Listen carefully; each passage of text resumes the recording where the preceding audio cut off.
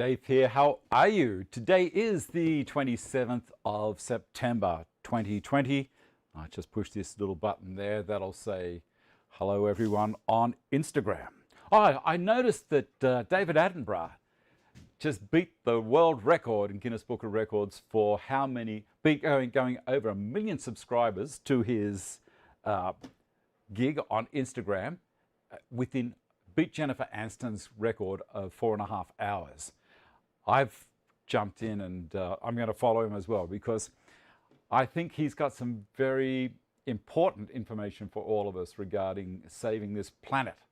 I think he's fantastic. He's such a nice guy, terrific voice, very calm all the way through his videos. He's an inspiration. All right, let me see. I hope everyone's had a good week and it's not too cold or too hot where you are. We're in the transition between seasons. We've just gone past the equinox, the spring equinox for us down here in the southern hemisphere and the autumn equinox for you guys in the northern hemisphere. On the show today, now last week I said I was going to show some of Cole Hosey's projects and I got so involved with the tongue drum that I just clearly forgot. And Vicky was saying to me, where's Cole's stuff? While we were watching the show in the evening. All right, so I'm going to throw them up. So Cole, if you're watching, here we go. The first one, this is a beautiful wall cabinet that he's making. And I think he's got some more pictures of it here. Open it up. And of course, it's all going to be dovetail joints all the way through it. And there's the drawers at the bottom as well. That's lovely. And what else we got? Going down closer. So Cole's showing you there that you can use the dovetail joints all the way through. He doesn't have blind dovetails. They are through dovetails. And he puts the drawer front over the top of that. So if you don't want to see the dovetails, you don't have to. And here's another one that he's doing, which is for his parts boxes. G'day Ian, how are you? Look at all the detail that Cole goes into. Now he's using, I don't know if it's Jarrah or if it's Merbo or what on the front. Cole, can you let me know what you're using as the edge timber? And there's all of the parts boxes that he's got from that big green store. I think they're Tic Tac boxes. The ones that I've got are from the joint that I work at CARBATEC, but they all do the same kind of thing. So that's bloody marvellous. So Cole, I'm sorry that I didn't throw those up last week. But mate, you are the master. Cole Hosey, the master box maker with the Gifkins dovetail jigs. All right, what have we got on the show? Isn't it nice to share things like that? The tongue drum project, tuning the soundboard. We're going to do that a little bit later on. I'll tell you what, it is a micro, slow process and you can get it wrong in a heartbeat. And next thing you've got to try and bring it back. So I'm going to go through that a little bit later on in the show. Thicknesser, is your thickness planer a bit sluggish? I was working on the tongue drum. I was making some parts for it and putting the Jarrah through the thickness planer, this guy here, which we're going to go through a little bit soon. And I was noticing it was really working hard. I was getting a nice clean finish, but it wasn't pulling through well. And I think that's because it's time for me to rotate the blades on it. So that's a bit of a heads up. Rather than waiting for tear out on a thickness planer or on a jointer, just see if you're having to work harder. It might be that the blades need sharpening or rotating. Oh, now TSO products. Now you know that I'm have an affiliation with them, and people were going to their website and going, well, you know, all I'm getting is notify me at the bottom. Now I was talking to them during the week and I asked them about these problems and I see they're all fixed now, which is fantastic. They were saying it was a scheduling problem, not a manufacturing problem, and it's all addressed. So they were having these things where that's all it was. It was scheduling. They didn't get the scheduling correct. They got plenty of product, and so now that the website is running perfectly again. So if you want to take advantage of that, descriptions in the description box down the bottom. Welcome to my new patron, Wayne. Thank you very much for jumping in and supporting me with my other patrons. And we're just letting you know at the end of the show, we do have a Zoom meeting it's for patrons only, and if you go to my Patreon page, you have to be a member of you have to be one of my patrons to get in there. You can join that meeting by clicking on the link that's at the top of the page there. Let me have a quick read down the side here. Michael Jude, morning Dave and all others. Steve, hello everyone. Peter, how you doing? Mr. Parra, nice call from Wayne. BJ, hello. Tad late, watching 2 screens, UFC prelims, and here now. Thank you for joining the show, everybody. From Peter Lisiak, Josh Stokes, hello everyone from Washington State. Is the picture coming through clean? We had issues last week. I think Mike Deam was saying that near the end of the show, it was soft and fuzzy. When I watched the replay, it was really clean right the way through, so I don't know whether it was just pertaining to the situation that Mike had at his place in lockdown Victoria. All right, first thing we're going to do is we're going to have a look at this thickness planer, so I'm going to jump over there. There's Cole. Cole's there as Gifkin's dovetail. Let's have a look at camera 3. And I've got it set up down here, so first thing you do is make sure this is not plugged in. It might seem like a really obvious thing to say, but we're going to be in there touching the blades. Do not have this thing plugged in. They supply you with an Allen key. I prefer these ones that have got a little ball head on the end because they're easy to get in at an angle. So I shall undo and undo. It has been a bit cold lately. We got a little bit of snow off the Antarctic, I think. Is that going to come off yet? No, not yet. Oh, don't tell me I've got them in down the bottom as well. I do. Sometimes I don't put these bottom ones on, but that's all right.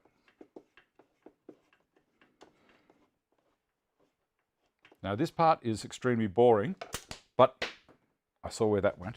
But the reason I do this part is because some people, when they go to do this stuff, just the smallest detail, if it hasn't been stated, they get stuck and say, oh, what do I do now? Now these are a mushroom head on those ones down the bottom. All the same Allen key. And that will pull off now when I loosen that one just a little. Yep. So that's that out of the way. The video is going well. I just had a snuck. Is snuck a real word? Snuck a quick look at the screen. Take those ones out. Now this is the blade cover that I'm removing. And it's got all the safety things here. Sometimes the safety things are a little bit too obvious and we skip past reading them. But if you've got nothing to do, have a quick read because there might be something in there that you hadn't noticed. Now it's a lift off situation. And you'll see here, there's the exhaust fan. That's the fan that keeps the motor cool. It blows into there and spreads the air out over the top. And that's the chip ejection. Blows it out that way. Let me move that. So we have the cutters. Now I'm not going to take them all out, but I don't know if you can see on the corner there is a dot. Maybe not. If you have a look at the video I did about this, you'll probably see it. Ordinarily, I'd get the compressed air in and blow all of that out. I'm going to take one out. There we go. This is a Torx 20, I think it is, Torx 20 screwdriver that I'm using. And there we go. That's all of it out. Now you can see one side is a little bit dirty and the other side is more dirty.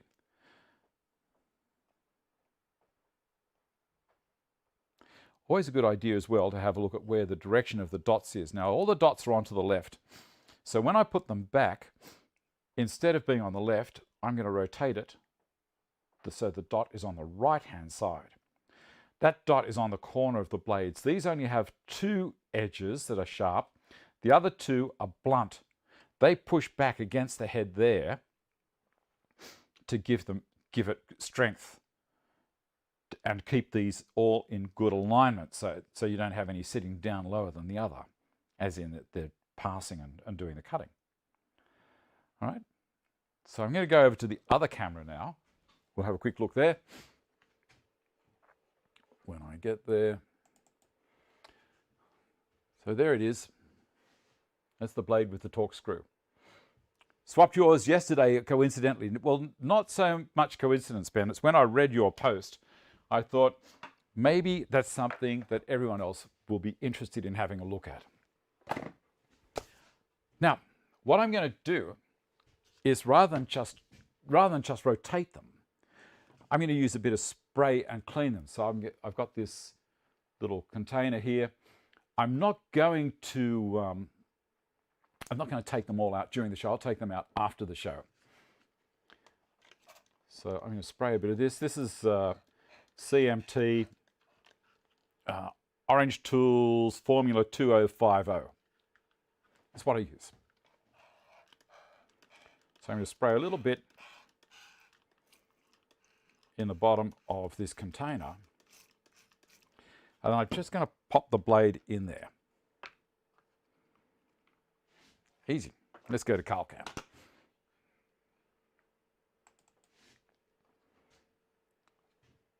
There we go. So he's just sitting in there. And I'll let that soak for a while. All right, back over to here.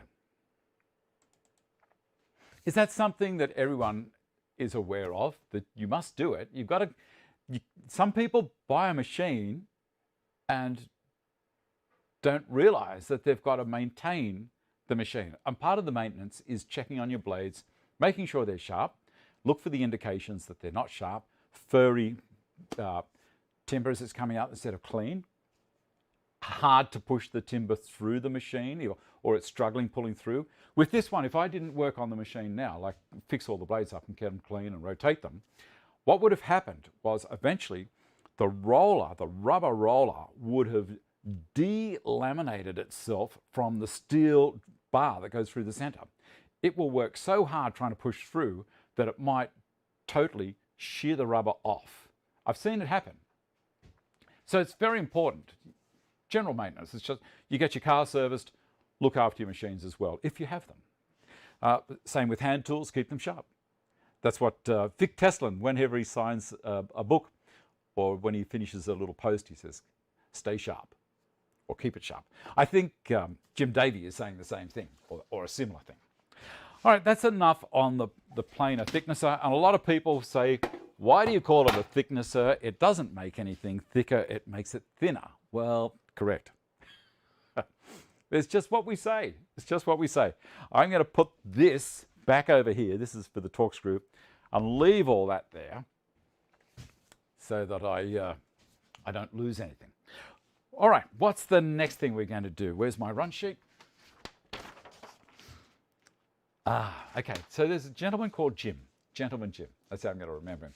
He lives near me, and he was in the store the other week, and he said, he was buying some stuff, and he said, I've got some old bowls, lawn bowls, and they're made out of lignum vitae, and I'm going to make, and he made a mallet out of them. And I said, look, just in passing, if you've got any, I might have talked about this last week, if you've got any left over, give me a shout. I'll take one. He gave me a call, not an hour later, and there it is. This is lignum vitae. This is the densest timber in the world. Very rare.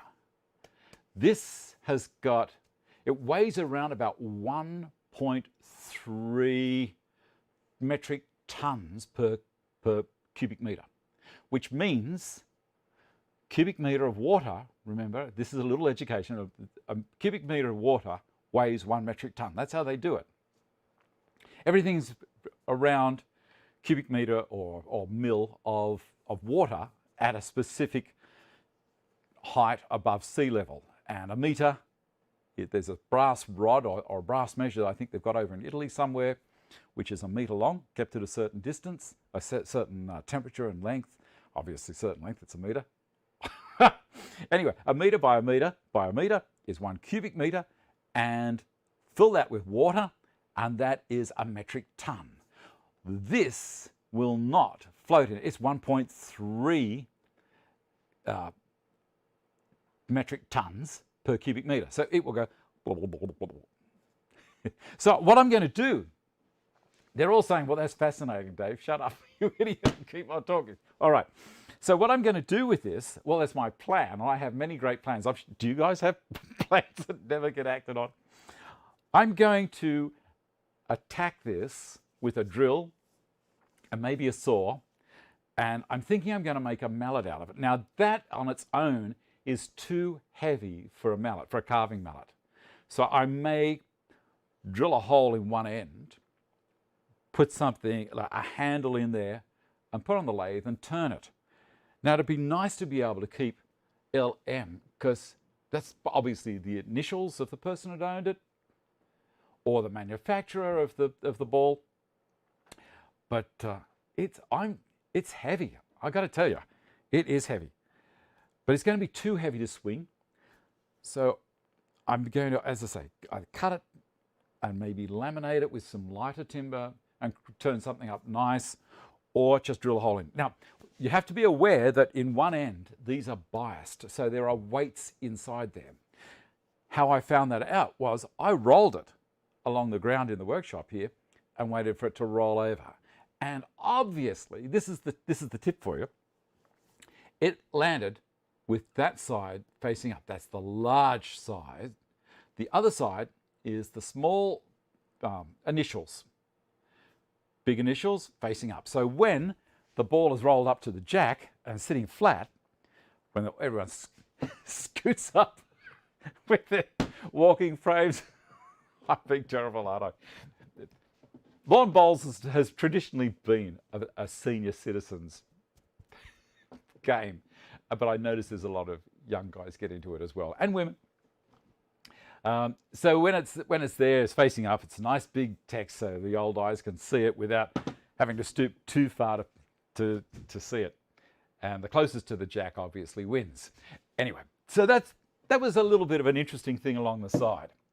Next thing we're going to look at is mallets. Now, last week I used curvature between the two sides.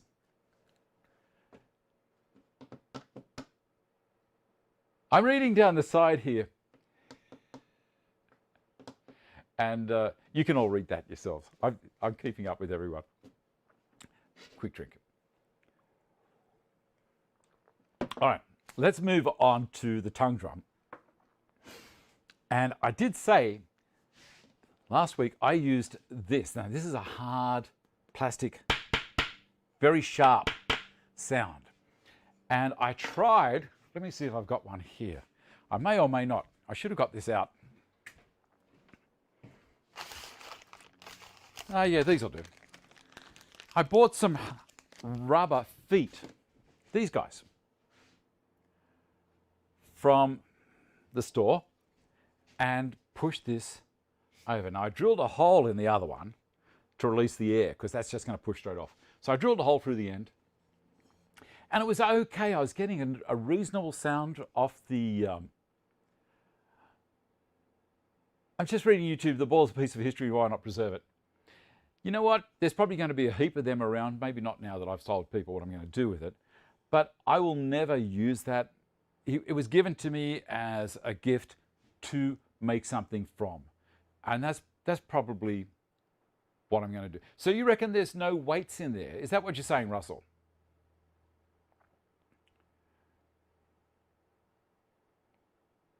I use subparticles now, Stephen, for a metre length. That's, what would I know? All right, so harsh noise. Didn't like it. Didn't like it. So I thought I'm going to get some super balls. See these things?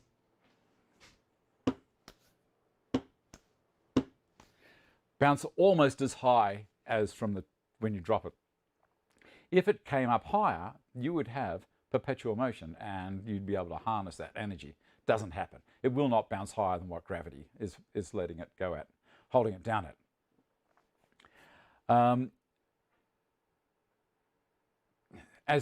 Mike, I'm just quickly reading here, Mike, as a shipwright apprentice in the late 60s, I was gifted a small piece of lignum vitae for our, I didn't see what the rest of it wrote there. Recycle, reuse, repurpose. It's the way we roll. And nice, well said, especially considering it's a ball and it will roll. Of course, that's what you meant, Mike. Anyway, back to the story. Super balls, or whatever you want to call them, bouncy balls. I was having a hell of a time trying to find them. I went to all sorts of different stores trying to find them. I ended up getting this in a $2 shop. So down in Springwood, there's a place called Hot something, not Hot Potatoes, Hot New, or I forget the name. But anyway, it's one of those stores that's got all the Halloween gear in it, and, you know, knickknacks, toys for kids. And I asked the lady down there, you got any? And she said, the balls are down that side, have a look. So I went down. There was only these squishy stress balls and tennis balls and things. Nothing to be seen, or at least I thought. So I ducked down. There was around about 15 odd containers that had different balls. And as luck had it, I found 3 of them. I bought the lot. Now, David Lucy, who has built a beautiful tongue drum, he's the guy that put me on to getting these. And he said, get a few just in case you stuff it up when you drill them. Now, to drill them, I'll go to CarlCam and we'll take it from there. So here's the Super Ball, and I'm just putting it on there on the drill press on my Stanton bench. And I'm just nipping it a little bit. I don't want to squeeze it too hard, otherwise I'll deform it this way. Variety store, that'll do us. Now, the dowels that I've got for the handles, I think, are 5/16. I could put the measuring device on it, but I'm not going to. I'm going to use an 8mm drill in my drill. And I'm using a brad point drill. See that? A brad point drill bit's got a sharp point on the end.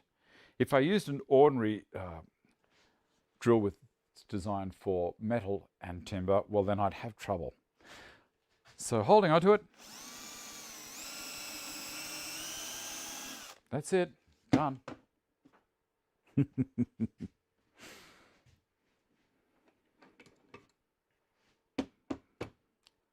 at that. It still bounces. Wouldn't you know? There's the hole. I haven't come through the other side. We've got a little smiley face there. And on the end of the dowel, slider in. Hear that sound in comparison to? Much nicer. All right, next part. Next part. This might or may not be interesting. You're getting the discoveries that I've made during the week. Now, the drum itself. I'm going to tell you the story of the tragedy of the drum. This is a new top that I made. This isn't the one that I made last week. Daylight saving started 2 a.m. this morning. Sorry, Brendano. You're right. Okay, so what happened was, as I was tuning this, I was trying to protect the surface because I had to turn it upside down, just the piece of timber. And also you'll notice that I've got rid of the base. I cut it out with a jigsaw, then I put the flush cut in there and went all the way around. And I've got this beautiful piece that's showing end grain there and edge grain, whoop, there. And that was something on its own. These little things happen as we're going along. All right, so what happened was I had it upside down and I was using my chisel and mallet, tap, tap, tap, trying to tune it. And guess what? I was on a towel and I split the board. And if you've had anything to do with these kind of things, if you split the timber or if there's any splits in it, you will get an absolute horrible sound. So first tip is, if you're going to be tuning this, which I suggest you do, you take the, don't put the bass in yet. You put it down on a hard, flat surface. So when you are chiseling, you're not going to shock it and snap it off, because it's only being held on by around about 8 millimeters across the top there. Yeah, if you can see it there. All right. So to get rid of it, the old one, over the jointer. Straight over the jointer. And then I had tongues flying around all over the place, but I got there. Cleaned it all up. I put the new Jarrah top on with epoxy, as I said I should. And let's flip back to here. And now I have this. And I'm still not happy with it, because I don't think Jarrah is going to be this type of timber that's going to give me the best tone. On YouTube, I've been researching as much as I can, and they say Padauk is the best timber for it. This will work, but you know, if these guys have spent years developing tongue drums and say Padauk is the best timber, well, but you know what, you may be like me as well, and you enjoy the discovery. I enjoy making mistakes, because mistakes make us better. Not overall, like if I had a car accident and kill myself, well then that's not a mistake that makes me better. There's a fine line, obviously. Anyway, so the next thing to do was to tune it. And I noticed there's also all sorts of different tongue drums out there. I did start wanting to tune it so that I had 4 chords, but I'd already cut 7 tongues on each side.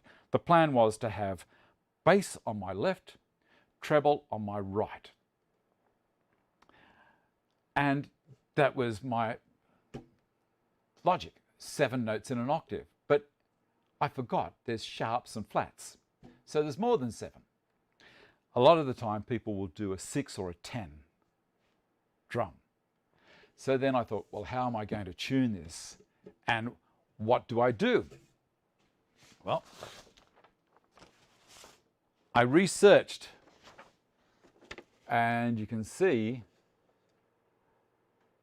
I've gone through and thought, right, well, I need to write down the frequencies of each note.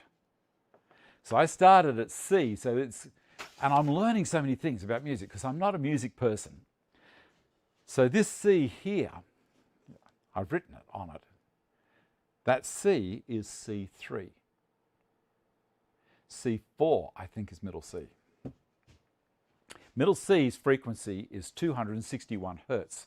261.63 to be exact. So my C, this one down here, I had to get to 130.82 hertz with a drill, a chisel, and a mallet. And I got really, really close. How did I get there? Box changes the volume, but not the tune. That's an interesting thing there, Russell.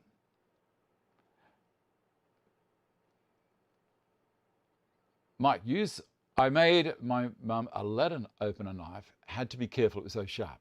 Right. So I've got an app. I downloaded this app, and I'll just jump in here. And let me see if I can find this app. It's called Tuner Pitched. You can see it pop up there. And as I'm talking, it'll probably bounce around and tell me what kind of hertz I'm talking at. It's a free app. Yeah. This is on an Android phone. Now, on the top here, I had double bass, and it tells you the notes on a double bass, C, E, A, D, and G. And then it'll tell you if the pitch is too high, the hertz is too high, let's say tighten the string or loosen the string. These things are incredible. And also it's got up the corner here, note. Now I've gone down to C. See that? And that's C3. And if I push this button here, it will continue to do it.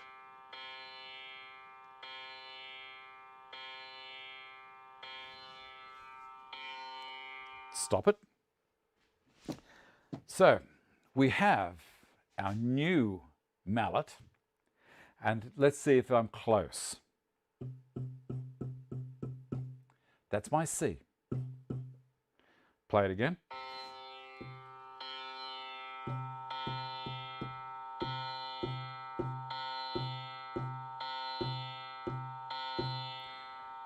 Now sometimes when I'm doing it, I'm starting to think, is it the note? For someone with a really well-trained ear, they'll say straight away, yes, no, sharp, flat, way off, whatever. So what I can do is I go back to where it says on the double bass section here, and I lift it up. Thanks, Stephen. And I put it down on the bench, and I put this over the top of it. And then I'm going to tap it, and I'm going to look down through there. 130.5. Now the thing is, if I talk or make a noise after I've done it, I can't pick it up and show you. So I'm going to stay very quiet after I do it. See what happens.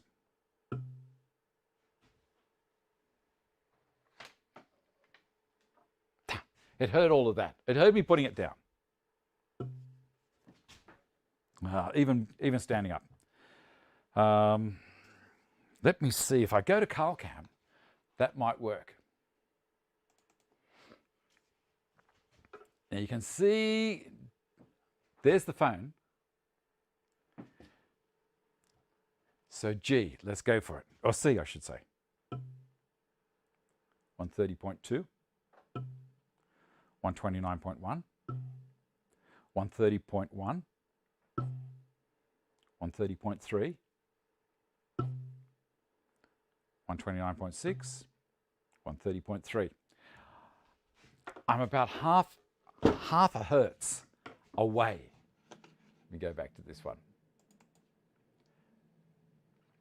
That is so close. Now, then I was going, all right, what do I do? What do I do? Do I set this up? I'll turn it around this way so you guys can see it. Do I set it up so that I've got C, D, E, F, G, or do I include the sharps? And I thought, well, I think I've got to include the sharps. So there's C, C sharp, D. Now, why didn't I go to any of these ones down here to go C, C sharp, D? Don't worry, I tried. But trying to tune this little guy here to a D, a D3, this is a little bit of a music lesson for you as well. The next octave up would have been D4, and above that is D5. So that's all of the octaves. This is pretty amazing. I love it. Okay, so C, C sharp, D, D sharp, E, F. Forget that. I tried to make it F, but it just didn't want to join the party. And then that took me 4 hours. It is a painful process. And the other thing is, when you think you're close, or you think you might be a long way away, you start removing material from where I'm going to show you in a second how to do it. And if you remove too much from one end of the tongue, say I remove it from this end of the tongue, because it's a tongue drum, this lowers the tone, lowers the pitch, I should say, drops the hertz. Taking it from this end lifts the hertz. Your midpoint, nothing much. Most of the work is right at the end. And again, to lift, most of the work is right at the end there. The closer you get to the midpoint, the amount of material you remove, say I take that much, say I take a CC out of there, or I take a CC near the midpoint, this has very little change. This has a major change. Can I have a quick read? Wayne, the power just went out. Russell, tune it for a particular key. If you want to change key, build another one to get a fully chromatic one. It would be the size of a piano. Will the pitch change over time with temp and humidity? Mike, I have no idea. As I say, this is a learning experience for me. I'm sharing my mistakes and my wins from what happened during the week. there is a guy on the web who is an absolute champion at this stuff, and he has created a drum with 6 tongues per side, and he has 3 notes per corner, and those 3 notes are a chord. So he has 4 chords, so he can just hit it, bang, bang, bang, bang, and he has 4 different chords. Now, what I did then, because I obsess, I thought, you know what? I need to write down what is in a chord and what it's called. So C major has C, E, and G, and on and on. Now A minor, I think, was one of the chords. I think he had C, E, G, and A minor. I think they were the 4 chords that he tuned his tongue drum to. And it was glorious, absolute pleasure to listen to. The other thing is, when you're watching things on telly or whatever you're doing,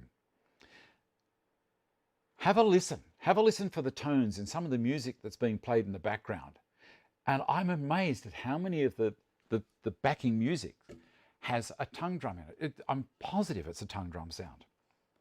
So David's popped in there, and he's, as I say, he's one of the guys that's helped me out a big time on this. So I'm going to move a few things off the bench because I don't want everything else resonating. And you can have a listen, have a bit of a listen to it. Put the coffee down. That's it. I'm getting everything off here because I haven't got the rubber feet for it yet. I've got these small rubber stick-on things, and they're not enough. They're not enough. A minor is the complement of C. It is the 6th chord. Okay, there you go. You people that are musically inclined, and Derek plays the old harmonica, he will know all of this and have fun. Bass chords in the key of C are C, G7, and F. I love it. I love it. So these are the actual notes for a chord. So for C major, it was C, E, and G were the 3 notes for the chord. And how do I know that? Well, I research. Let's have a listen. Move this off. All right. So C, start here. C, C sharp, D, D sharp, E, F.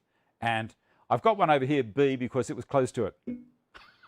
I haven't done any more because that short little area there took me, let's say, 4 hours.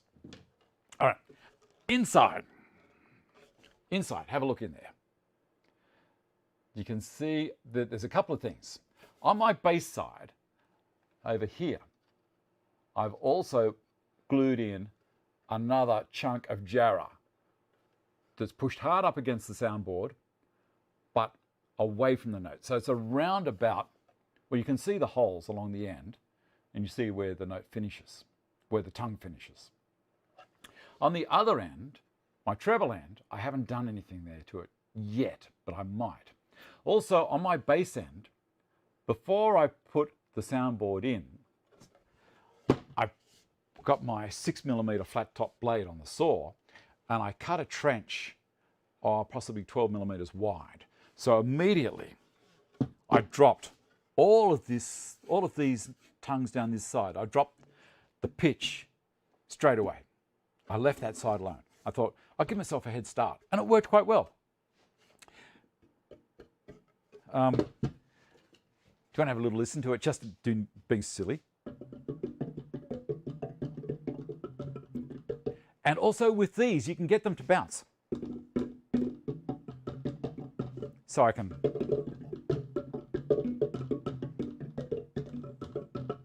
And that sounds crap, of course, but it's fun. It really is fun. It's an exploration. If I turn it round this way, then I can read it. And I don't read music anyway, but there's vibration happening everywhere around here, and that's all going to disappear once I put the You can do awesome.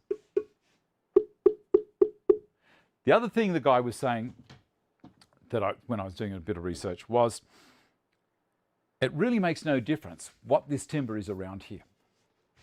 I noticed a lot of people do it out of 3/4 inch thick birch plywood. It's the top, and it's Paduk is the one to go for. Now, in my beautiful timber rack that I've built over here, I can now find wood straight away. So this is Paduk. You might remember I used this on my plane, that when I built the plane. This isn't wide enough for what I want to make. So I'm going to cut it in half, join it, and I'll use the Type Bond one, I think, because I know a lot of guys use that stuff for musical instruments, or pearl glue, hide glue, whatever. But I'll join it, and I'm going to make another one. And as per, I think it was Russell said, don't destroy this one, leave it. Why not? It's fun. And I might make some plywood boxes up. They're fun. And make a top with Paduk after I do some more research. What I'd like to do is get a hold of a tongue drum that has been perfectly tuned and inspected. Because now that I've done all my exploration work, I'd like to see how it's done professionally. I notice that a lot of people don't try and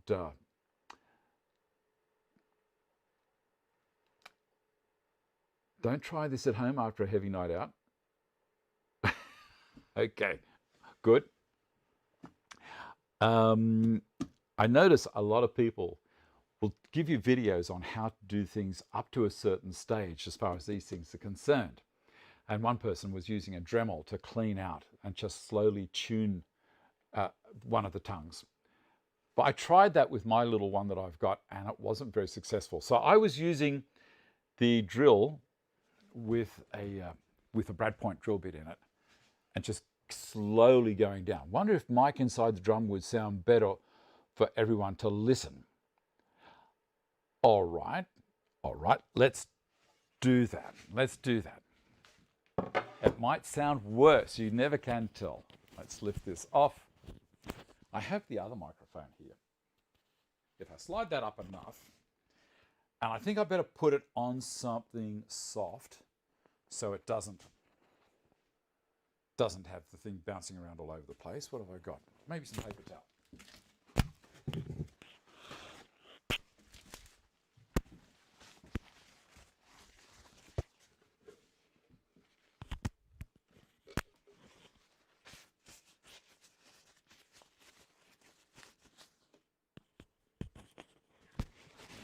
There's the microphone down there. I can't move around too much.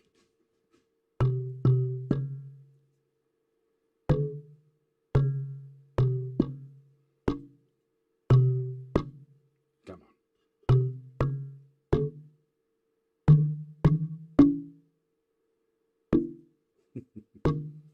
I'm getting vibration.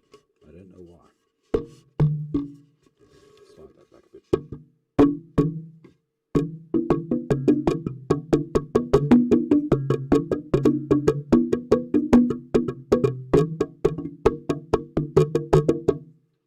Bouncing on something down there.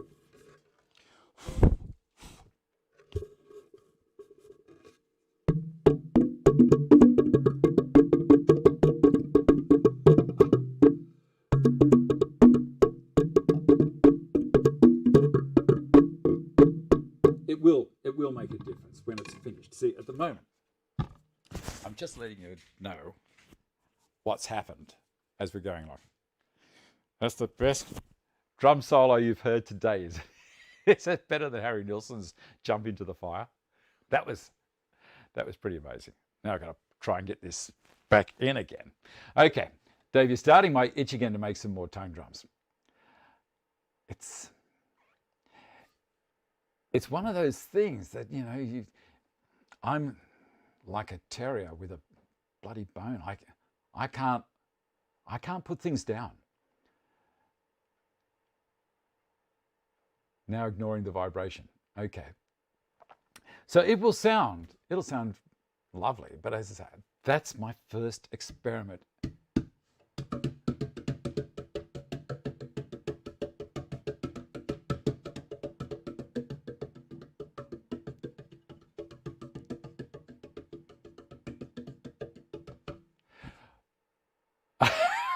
Book me into the Opera House.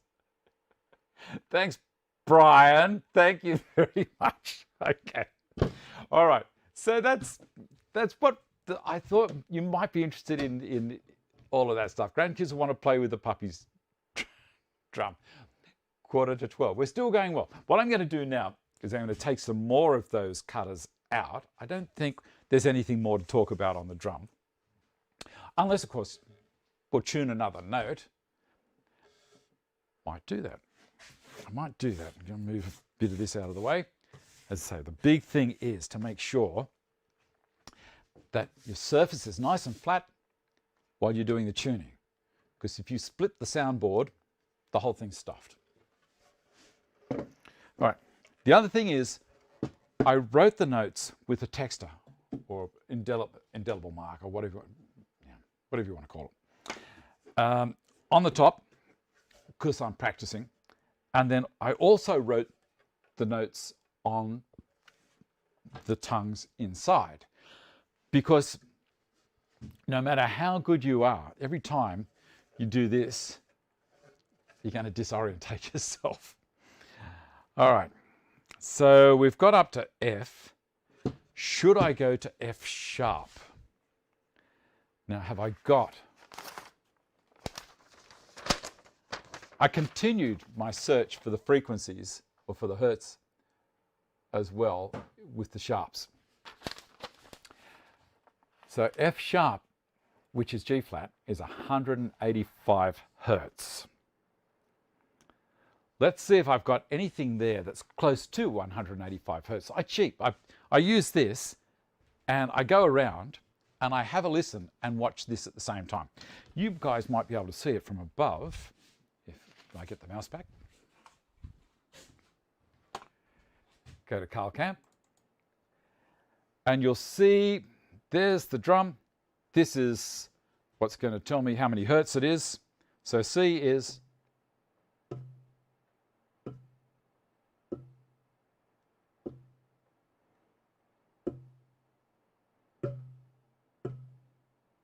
it's saying 128.2 now, and it should be 130.82.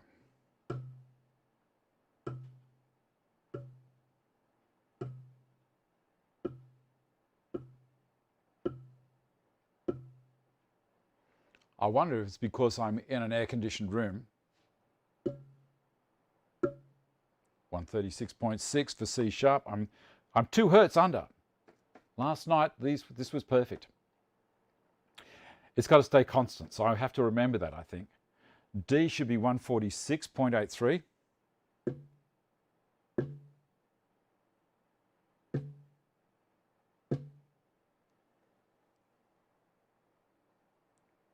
So that's dropped. It's dropped by 2 to 3 hertz. D sharp should be 155.56, and it's over here.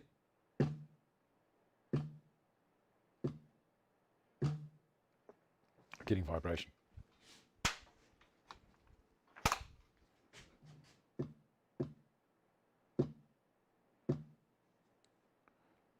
That's 157.9, 158, 156.7. It's, mucking around a little bit. Then I've got E, should be 164.8. That's E here.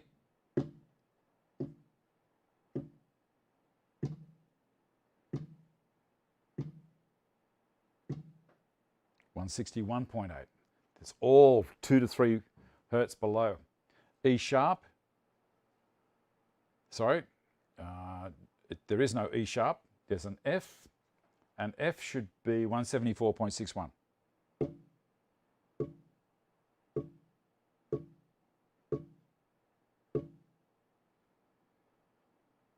Well, it's not, that's way down.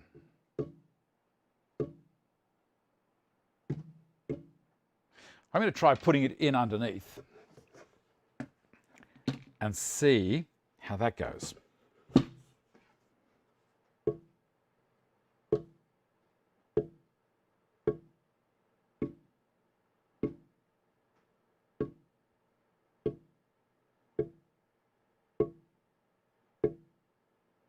Ooh, that's way down. It's gone out of tune unbelievably.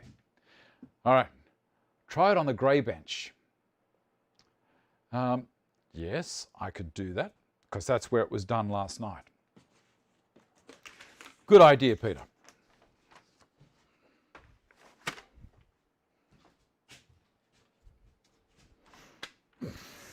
Now, there's a lot of things on that bench that may vibrate, which I had nothing on it last night while I was doing it.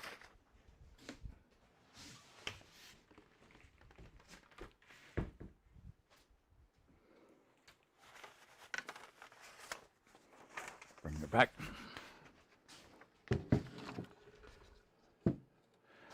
It does need a bottom on it, but you can tune it. I think the bottom, all it does is help to give it better tone. Okay, let's have a listen.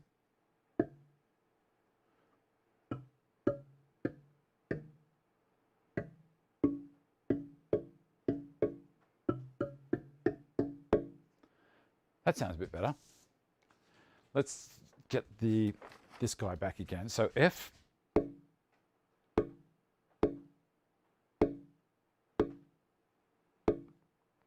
$161.9.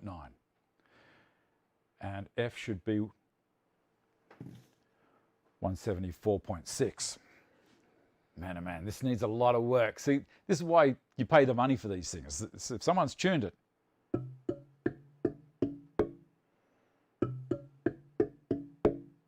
That's bullock. It's got its own special key. I see the starter holes are bigger on the right side. Correct. This is my... the whole plan for that was to have a thinner area there supporting the tongue. Have a smaller area over here, a larger area supporting the tongue there. That was my plan. I was thinking, oh, well, that will give me a better base, but no, it's working the other way around. This.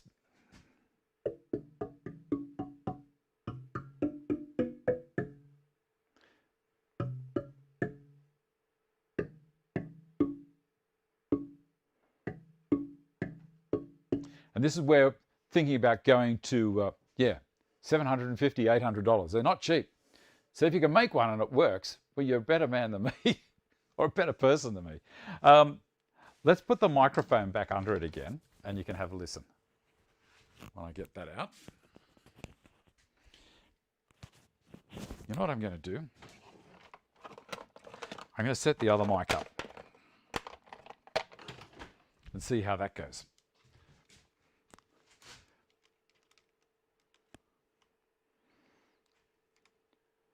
Yeah, getting back to your comment about the starter holes being bigger, a lot of them don't have starter holes. They just do their starter holes in the middle here, and then they cut straight to the side. I am going to have a bit of a practice trying to make one with the with CNC and see if that does anything of advantage. I'm going to give this one a quick test. Yep, that works. And this, put that on there.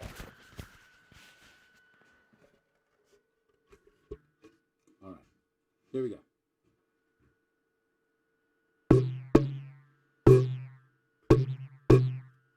Vibration.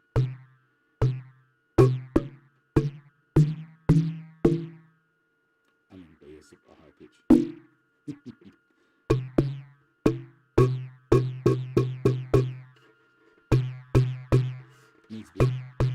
The feet need to be better. I think it's rocking. Okay, here we go. A recital. And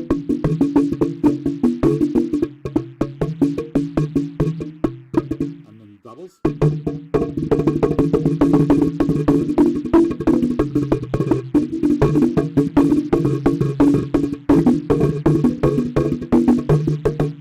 It's bouncing. It's vibrating on something under there big time. This way, it's incredible, isn't it? What they do. Maybe if I put a towel under it, anything. This might be boring as, but some people might think this is whetting my appetite to want to do something like this. Now I've got a towel there, and this over the top. Maybe that will get rid of the vibration. Let's have a look. Isn't that nicer?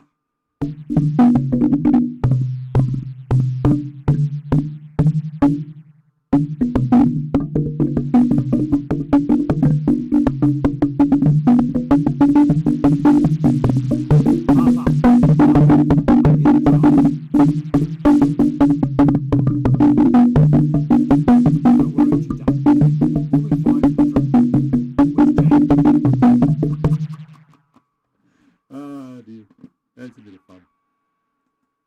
Now, isn't that nice? We can hear the drum, but not Dave.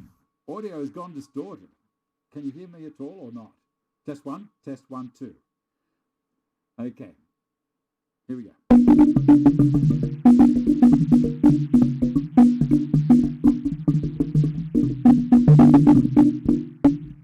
going to turn it down a little. I'll turn it down so you can hear it better.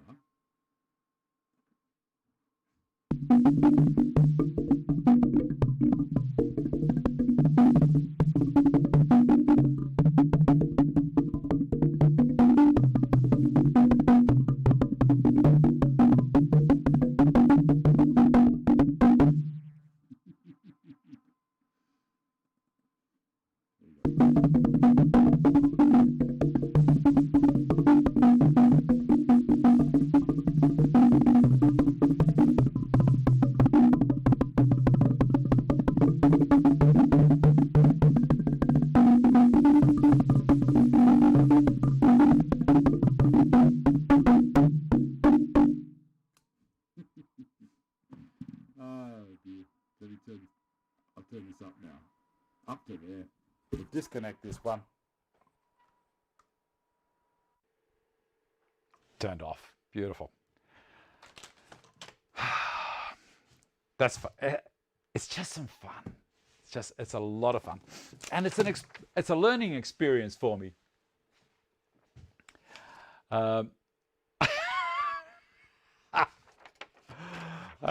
Dear, it's a learning experience. But a couple of things that I've learnt is the hertz for different notes. That there are, on this particular app, there's 5 different octaves. It will play a tune on that particular app. Have some fun. Do one yourself without listening to anyone else talk about it, and do the learning experience as you're going. You know, make the mistakes.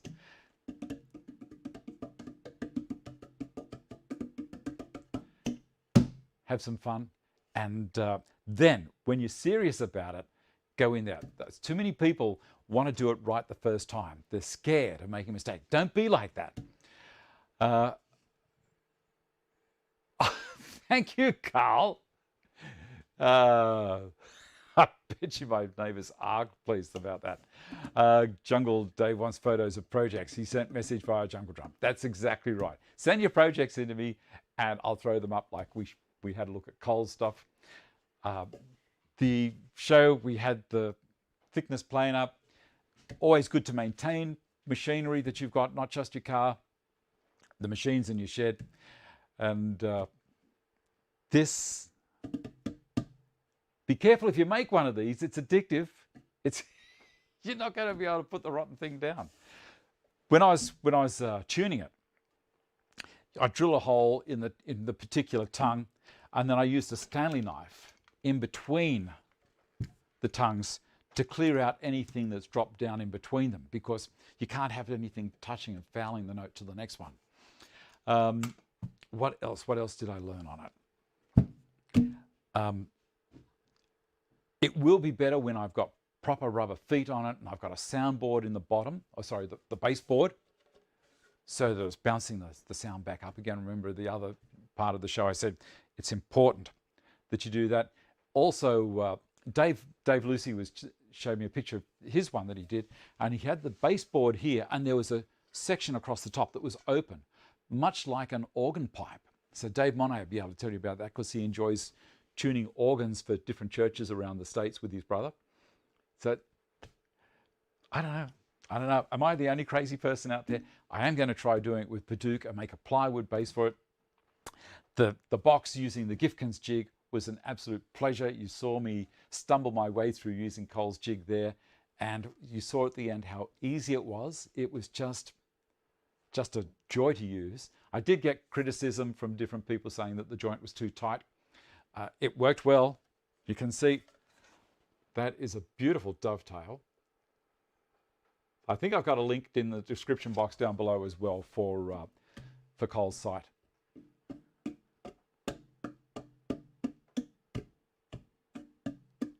You won't be able to put it down. I'm going to keep this up on the desk when I've finished in the office. Instead of a stress ball, I'll play the drums. All right, I think that's it. I'm going to quickly read through. Thanks again to all my patrons. And don't forget that if you are one of my patrons, we're having the Zoom meeting in about 3 or 4 minutes. I'll grab myself another coffee. And we have a chat for about half an hour. And if you want to be part of that, follow the link in the description box down the bottom. And I would take it from there. All right, down to this part here. Intro and text. Look after yourselves, be nice to each other. Don't forget to subscribe. Click the like button if you like what I'm doing. And I shall see you next week. Bye.